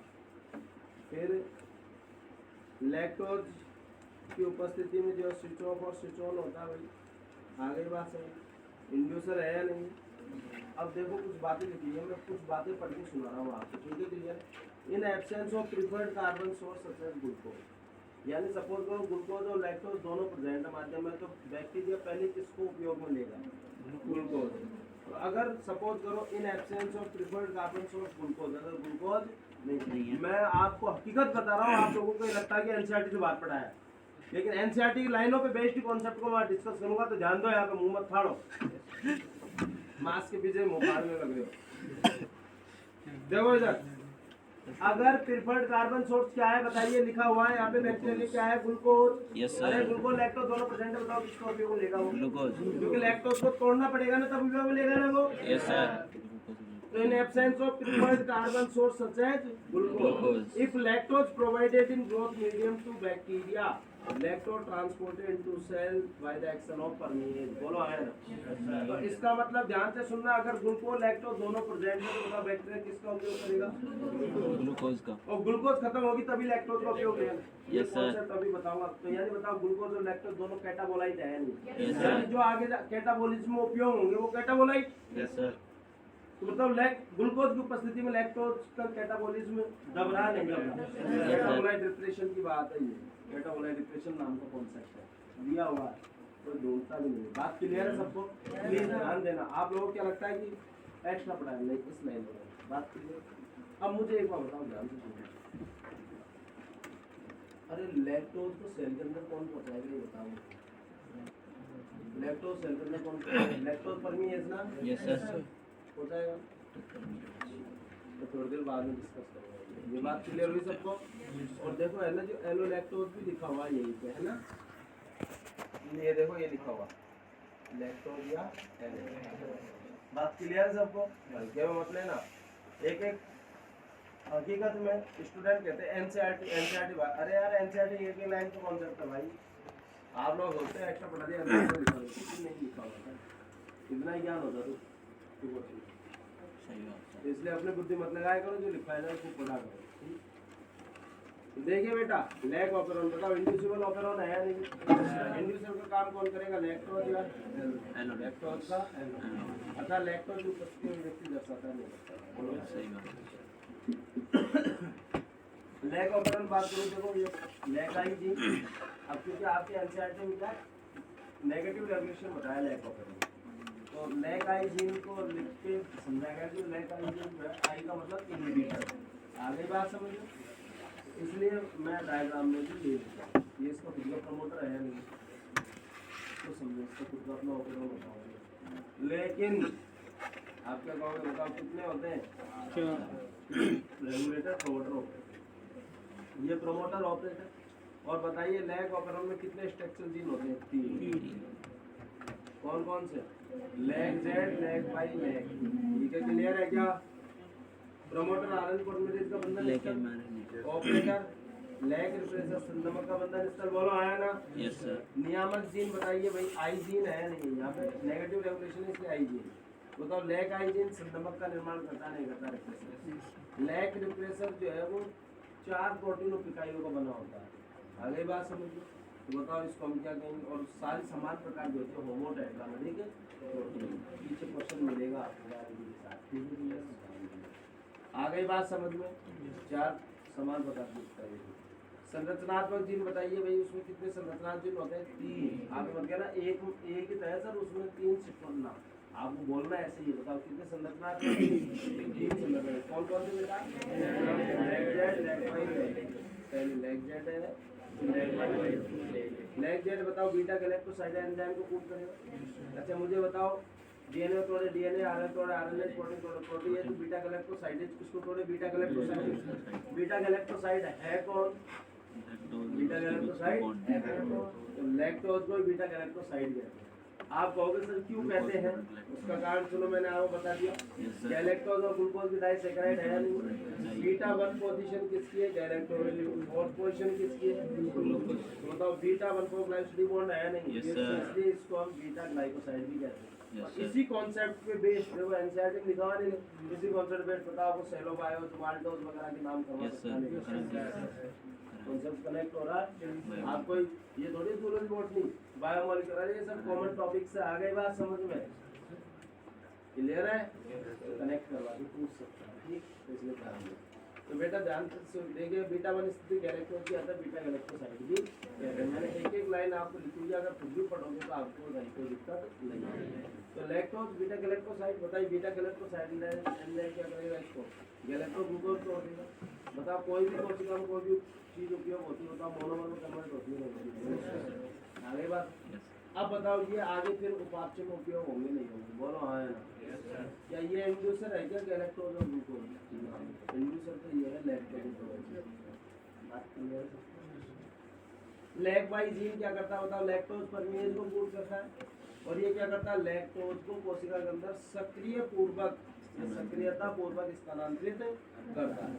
यानी सक्रियता पूर्वक सांद्र प्रवणता के विरुद्ध एटीपी का उपयोग होगा नहीं होगा? तो लैक्टोज को कोशिका अंदर लैक्टोज। लैक ए जीन क्या करता है? ट्रांस एस्टाइलेज एंजाइम का निर्माण करता है, और ये ट्रांस एस्टाइलेज क्या करता है? लैक्टोज के एक्टिवेशन के लिए, सक्रियण के लिए उसको एस्टाइल ग्रुप लगा देता है। एस्टाइल ग्रुप लगा देगा तो सक्रियण होगी, बताइए उपयोग अपटेक हो जाएगी नहीं जाएगी? ये बात तो चलो समझ में आ गई तुम्हारे, ठीक है क्लियर? यस। मैं तुमसे इसी मुद्दे पे एक बात करना चाह रहा हूँ, क्योंकि आपके एनसीईआरटी में क्या आधी बात करिए, लैक ऑपेरॉन या तो लैक्टोज है तो ऑन, लैक्टोज नहीं है तो ऑफ। मैंने मान ली बात, ठीक। आप भी ये तो बेसिक बात समझ में आएगी आपको, कहीं तो दिक्कत। मुझे एक बार बताओ, जब लैक्टोज नहीं होगी कोशिका में, सुनना मेरी बात, में बहुत बड़ी बात बोल रहा हूँ, उसको ध्यान सुनो। जब लैक्टोज है ही नहीं कोशिका के अंदर, लैक ऑपेरॉन की अभिव्यक्ति नहीं हो सकती। और लैक ऑपेरॉन की अभिव्यक्ति नहीं हो सकती तो बताइए lac Z, lac Y, lac A इनके जो एंजाइम बन सकते हैं क्या? नहीं। तो जब वो नहीं बन सकते तो लैक्टोपरमेज कहाँ से आएगा? और जब कहाँ नहीं आएगा तो बताओ लैक्टोज को अंदर कैसे घुसवाएगा जब ये है ही नहीं? तो है ही नहीं। बात क्लियर? Yes sir. सुनो अंदर की बात, बैक्टीरिया खुद भी लैक्टोज बना सकता है जीन की अभिव्यक्ति के लिए।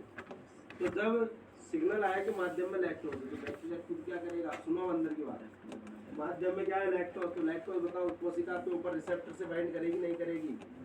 वो सिग्नल गया कोशिका के अंदर, कोशिका अंदर गया तो बैक्टीरिया ने क्या करा? लैक्टोज को बनाया खुद के अंदर, थोड़ी बहुत मात्रा बना ली, और फिर बाद में क्या करा? लैक्टोज बनाने के बाद में, ये क्लियर है क्या?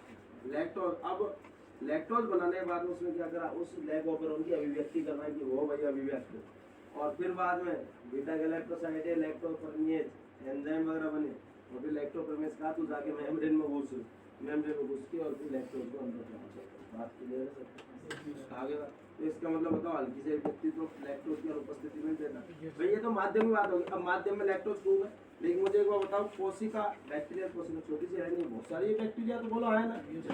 अगर बैक्टीरिया कोशिका के अंदर हम तुलना करें लैक्टोज के माध्यम में जो है, तो वो कोशिका के अंदर ज्यादा ही होती है, कम नहीं होती है। बात क्लियर है? क्योंकि थोड़ी थोड़ी तो जाएगी यार, बहुत सारे बैक्टीरिया, ये थोड़ी एक ही बैक्टीरिया उठा के सारी ले जाएगा। बोलो जैसे सांद्र प्रवणता के विरोध होता है। बात क्लियर सबको? तो मैं एक लाइन आपको बताना चाहता हूँ, एनसीईआरटी में देखिए प्लीज, 5 मिनट का टॉपिक था लैक ऑपेरॉन सच में। टाइम पास को आपको बहुत बढ़िया खुशी मिलती है। ये लग रहा आप एक लाइन में कॉन्सेप्ट करना चाहते हो। देखो क्या लिखा हुआ है, if lactose provided in growth medium, growth medium में लैक्टोज आएगी तो होता है lactose transport into cell through the action of permease. ये तो आपने पढ़ी चीज, कैसे होगी लैक्टोपरमेज कब बनेगा, ये तो कहानी समझ में आएगी। रिमेंबर, याद रखो, A very low level of expression of lac operon has to be present in cell all the time. यानी लैक्टोज खुद ही बना के रखता है, ठीक। Otherwise lactose can not enter into cell, lactose जा ही नहीं सकती थी कोशिका के अंदर। बात क्लियर है सबको? कोई दिक्कत? अच्छा, कॉन्स्टिट्यूटिव जीन लिखा हुआ है ना यहाँ पे, repressor of the operon is synthesised by IG, और ये कॉन्स्टिट्यूटिव जीन है, यानी जो जीन को हमेशा अपने अभिव्यक्ति दर्शाते हैं वो होता है कॉन्स्टिट्यूटिव। कॉन्स्टिट्यूटिव वर्ड मतलब कि होता है, और नॉन कॉन्स्टिट्यूटिव जो कभी कभी हो सकती है। बात क्लियर है सबको? कोई दिक्कत? एनसीईआरटी की बातें हैं, कहीं गलत है सही है, लेकिन ये ध्यान रखिए, ठीक है। कॉन्स्टिट्यूटिव जीन का कॉन्सेप्ट लिखा हुआ नहीं लिखा हुआ, तो लिखाऊंगा तो ये मत सोचना कि हमने एक्स्ट्रा लिखा है। लैक ओपेरॉन जो है वो पॉजिटिव और नेगेटिव दोनों प्रकार के नियमन दर्शाता है। देखो मैं आपको एनसीईआरटी की बात बताता हूँ, ध्यान से सुनो। Regulation of lac operon by repressor is called negative regulation. लिखा हुआ है क्या? लिखा हुआ है। Lac operon is under the control of positive regulation, यानी पॉजिटिव रेगुलेशन जो, but it is beyond the scope of discussion at this level. ये लाइन लिखी खत्म कर दी। आपके लेवल पे ये बहुत आगे की बात है डिस्कशन, यानी पॉजिटिव रेगुलेशन तो होता लिखा है नहीं लिखा है, तो ठीक है भाई, आगे की बात है तो हम भी आपको 0.1% तो दे सकते हैं ना, सोचना इसके बारे में, पूछने की अधिकार रखता है, इसलिए बात लिखी है। ये तो बोर्ड के एग्जाम से है ना, सीबीएसई बोर्ड से संबंधित बात लिखी है ना। कंपटीशन में तो आपका कोई लिमिटेशन नहीं है ना, बात लिखी है तो पूछने का अधिकार पूरा है नहीं। आ गई बात?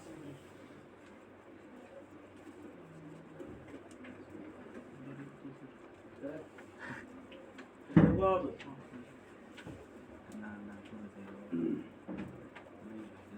टाइम हो गया। यस सर, 2 घंटे और बच रहे हैं, 2 घंटे और। अरे देखो यार, अभी तो अभी तो देखो negative regulation lac operon NCERT में जो दिया हुआ है, कौन सा दिया हुआ है? नेगेटिव। याद हुआ नहीं? वो पहले तो बताओ यार। मैं चाहता हूँ कि ये नहीं घर जाके तुम पढ़ो तो भी याद करो, नहीं है कि मुँह जबानी याद है या नहीं है, घर जाके पढ़ो तो कंटेस्ट होना चाहिए, ठीक है। तो बताइए भाई, लैक ओपेरॉन का नेगेटिव रेगुलेशन ही हमारी एनसीईआरटी में दिया हुआ है। बताओ नेगेटिव रेगुलेशन किसके ऊपर से? वो लैक रिप्रेसर भैया कितनी इकाइयों से बना होगा? 4। वो टेट्रामेरिक प्रोटीन है नहीं। अब देखो सेल में लैक्टोज अनुपस्थित, बताओ भाई, सेल में लैक्टोज नहीं है तो क्या लैक ओपेरॉन के अभिव्यक्ति की आवश्यकता है? बस हल्का सा चलता रहता है, ठीक। वो एक ज्ञान की बात पकड़ ली तुमने, अब यहाँ जो है ना यस नो वाली बात में करो, ठीक है। नहीं है ना जरूरत? नहीं है। तो देखो लैक आई जी ट्रांसक्रिप्शन हुआ, लैक आई हमारा ने बताओ ये बना नहीं बना, रिप्रेसर बोलो है ना, लैक रिप्रेसर बन गया, सक्रिय है या नहीं है? सक्रिय है ना? ये जाके बताओ किससे बाइंड कर गया? ऑपरेटर से। इसका रोक दिया नहीं रोक दिया, आरएन पर नहीं गया। लैक ओपेरॉन क्या हो गया बताओ? स्विच ऑफ हो गया, यानी बंद और चालू की बात करता है। क्लियर है क्या? कोई दिक्कत? तो बताओ लैक रिप्रेसर जो ऑपरेटर से बाइंड कर गया तो लैक ओपेरॉन स्विच ऑफ रहेगा नहीं है या नहीं? अच्छा, जब ग्लूकोज लैक्टोज उपस्थित है कोशिका में तब जरूरत है या नहीं है? ये लैक हमारा ने बना, ये लैक्टोज है या नहीं है? इंड्यूसर बोलो है ना? Yes sir. ये लैक रिप्रेसर से बाइंड कर गया, और बाइंड कर गया तो बताओ इसको इनएक्टिव कर दिया नहीं कर दिया? बोलो क्या अभी ऑपरेटर से बाइंड कर पाएगा? ये इसका मतलब है बंधन नहीं करता। बात क्लियर है सबको? आरएनए पॉलीमरेज का रास्ता खुला हुआ है, ये ट्रांसमिशन करेगा, ये एमआरएनए बन गया नहीं बन गया? बोलो भाई। Yes sir. ये आपके इस एमआरएनए से बताओ 3 डिफरेंट प्रकार के एंजाइम बन गए। लैक ओपेरॉन स्विच ऑन है कब? जब रिप्रेसर इंड्यूसर से बंधन करता है। इंड्यूसर कौन है? लैक्टोज। और अगर रिप्रेसर ऑपरेटर से बंधन करता है lac operon switch on. Yes sir. आगे बात है, कोई दिक्कत? सिंपल सी बात। आगे से क्या होता है? लैक्टोज धक्का देते आपने बताया था। धक्का देता है लैक्टोज तो इंड्यूसर क्या है? ये रिप्रेसर के साथ बंधन कर दिया, इनएक्टिव कर दिया, और अब आरएन पर रास्ता खुला हुआ, वो जो है वो तो एक्टिवेटर होता है। एक्टिवेटर इंड्यूसर अलग अलग है, ठीक है। सक्रिय बात है, सक्रिय अब काहे कनेक्ट कर रही है इतनी बात समझ में आई। लैक्टोज नहीं है कोशिका में तो अभिव्यक्ति नहीं होगी। लैक्टोज है तो अभिव्यक्ति होगी। इतना सा पॉइंट पकड़ना आपको पॉजिटिव रेवोल्यूशन आप काहे ठीक कुछ है। बनाते हो नहीं किसी दिक्कत हो जाएगी। Yes sir. मैं तो एनसीईआरटी लाइन सभी पूरा बता रहा हूँ आगे और मेरी रेस्पॉन्सिबिलिटी भी है, क्योंकि मुझे बोर्ड का एग्जाम थोड़ी दिलवाना है तो मिलता है एग्जाम ठीक।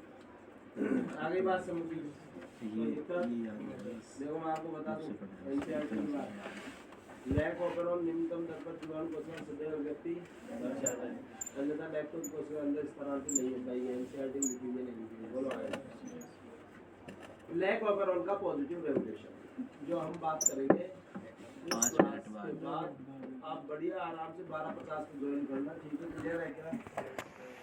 Yes sir. दोबारा से